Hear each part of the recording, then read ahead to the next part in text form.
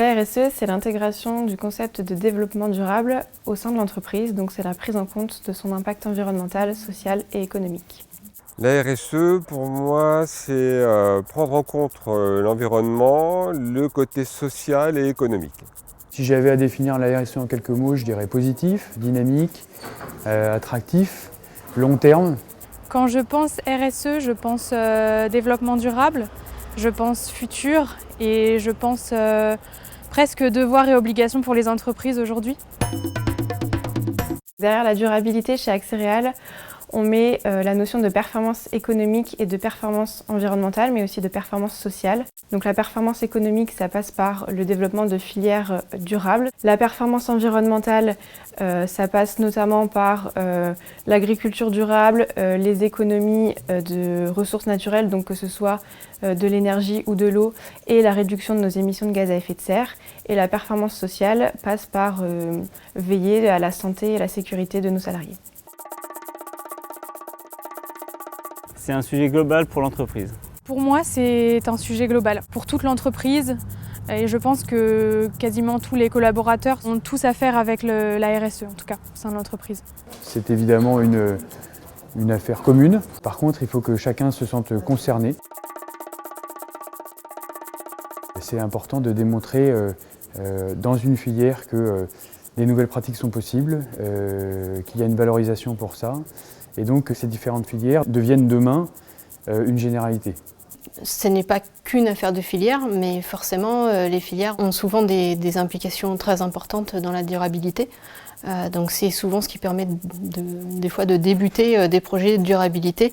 Ça passe par des mises en place de filières sur des choses qui peut-être demain deviendront quelque chose d'ouvert à toute culture.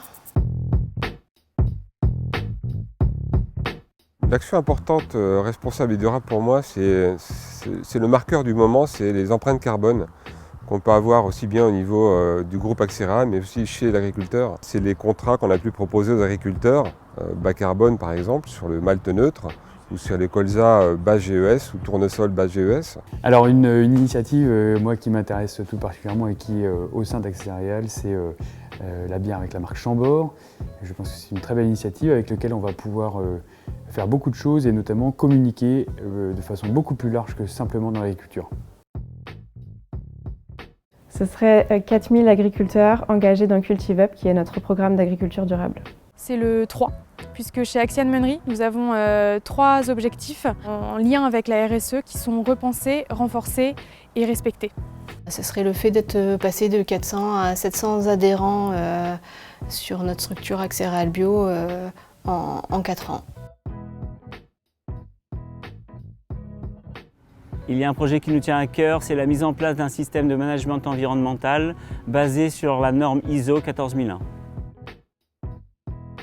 Durabilité et performance, plutôt amis, donc l'un ne va pas sans l'autre. Le développement durable et la performance sont compatibles. Les économies d'énergie réalisées par l'entreprise, que ce soit en termes d'électricité, de gasoil, rendent aujourd'hui l'entreprise plus performante. À 200% amis, on voit bien que pour être durable dans le temps, il faudra être performant et on voit qu'il y a beaucoup de lieux de performance dans lesquels la durabilité compte. Hommes et Territoires, qui est engagé pour la préservation de la biodiversité.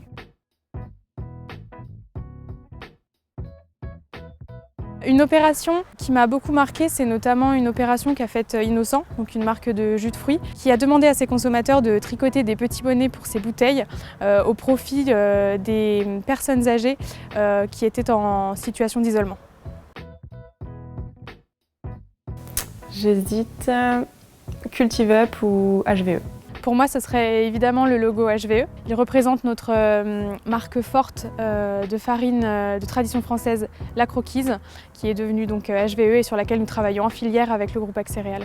Je dirais label bas carbone. Voilà, ça n'est pas un logo, c'est un label, mais ça a été lancé donc il y a 1 an et c'est bien à la fois pour l'ensemble de la filière agricole et pour l'ensemble des entreprises françaises. Ouais. Tu me poses des questions comme ça énormes et il faut que je réponde du tac au tac, c'est ça?